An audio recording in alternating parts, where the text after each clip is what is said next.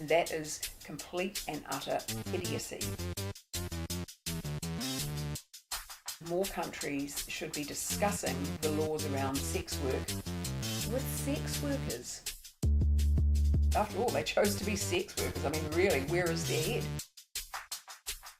The New Zealand model of decriminalisation is the best in the world. We have people coming here from all around the world to study us and to study what is known as the Nordic model, which is actually incorrect because a lot of Nordic countries haven't adopted it. It is the Swedish model. It was started in Sweden, and how it works in theory is that it is legal to be a sex worker, it is illegal to be a client. So the Swedish model, as I said, relies on criminalising clients, which in no way can make it safer for sex workers. What they also do is things like they train their taxi drivers, they train hotel staff, they train anybody living in a community to spot clients or sex workers. So if a sex worker goes to see a client at a hotel, the hotel staff are trained to be able to spot a sex worker, just like in the 70s people were trained to spot homosexuals. So they will see someone they believe is a sex worker and they will call the police, so that the police will raid that hotel room and throw the sex worker out but arrest the client. I mean, how does that work? How is a sex worker going to make money in the form of employment she has chosen if that is going to happen?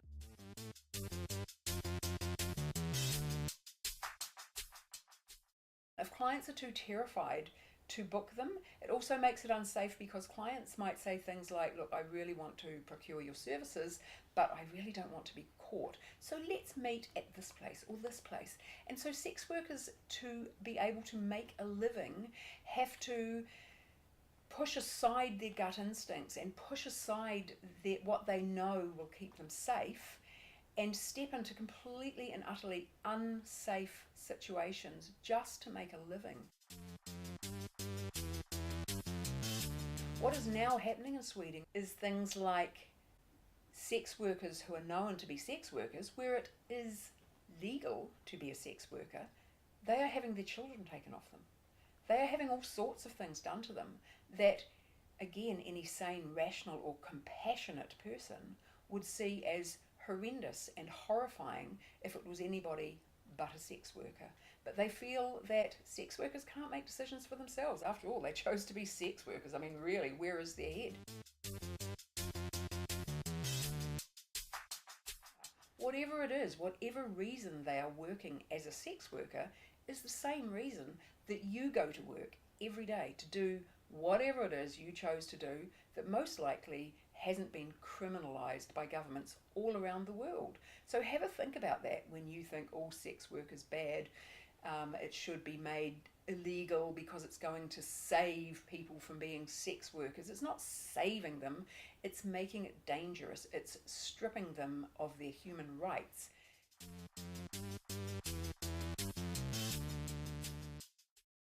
So the New Zealand model gives sex workers in New Zealand any rights to any government services like the Labour Department or the police or any health departments, gives exactly the same access to sex workers as anybody working in any other industry. It doesn't mean that there isn't stigma around that, but if you, for instance, had to go to the Labour Department because you had an issue with the place you were working in the sex industry, the person that you deal with at the Labour Department may have personal judgments around what it is that you do, but that department cannot judge you. They must provide you with the same services that they would provide for any other occupation.